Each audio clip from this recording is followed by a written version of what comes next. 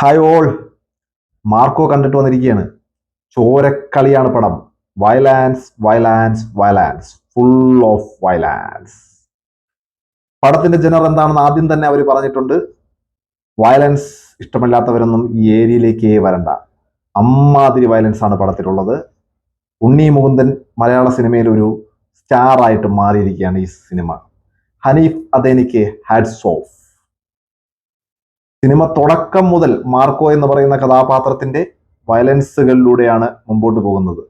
Cinema കാണുന്ന നമ്മക്കും പൊന്മാർക്കിട്ട് രണ്ടെണ്ണം കിട്ടണം എന്ന് തോന്നും. അസാധ്യ പ്രകടനമായിരുന്നു ഉണ്ണി മുകുന്ദൻ ഈ സിനിമയിൽ കാഴ്ചവെച്ചിരിക്കുന്നത്.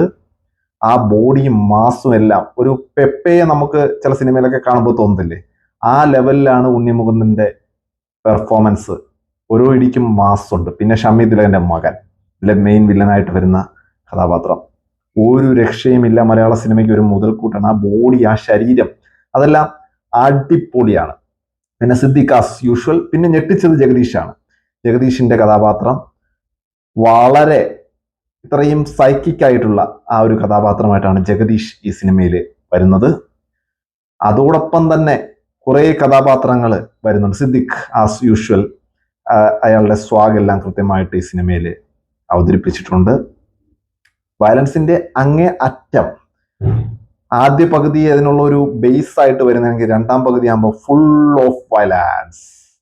പക്ഷേ ഈ സിനിമയിൽ ഒരു നെഗറ്റീവായിട്ട് എനിക്ക് തോന്നിയത് കാര്യമാണ്, എല്ലാവർക്കും തോന്നുന്നില്ല, എനിക്ക് തോന്നിയെന്ന് വെച്ച് കഴിഞ്ഞാൽ ഒരു സാറ്റിസ്ഫാക്ഷന്റെ ഒരു ചെറിയൊരു കുറവ് അവസാനത്തെ ഒരു ഭാഗത്ത് ഉണ്ട്. അല്പം സ്പോയിലറായ ചിലപ്പോൾ തോന്നാം. ആ ഒരു ഭാഗത്ത് മാത്രം കുറച്ച് സാറ്റിസ്ഫാക്ഷൻ കുറഞ്ഞു പോയിരുന്ന ഒരു രീതി എനിക്ക് തോന്നിയിട്ടുണ്ട്. അതും കൂടെ കുറച്ചുകൂടെയൊക്കെ ബ്രൂട്ടൽ ആക്കിയിരുന്നെങ്കിൽ കുറച്ചുകൂടെ സാറ്റിസ്ഫാക്ഷൻ ലെവൽ കിട്ടിയിരുന്നേ എന്നാണ് എൻ്റെ ഒരു നിഗമനം.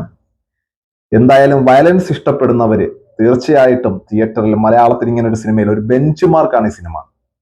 കൊറിയൻ സിനിമയൊക്കെ കാണുന്നവർക്ക് ഈ സിനിമ കുറച്ച് അതിൻ്റെ അത്രയൊന്നും വന്നില്ലെന്നൊക്കെ തോന്നും. എങ്കിൽ പോലും ഒരു ബെഞ്ച് മാർക്കായിട്ടാണ് ഈ സിനിമ ചെയ്തിരിക്കുന്നത്.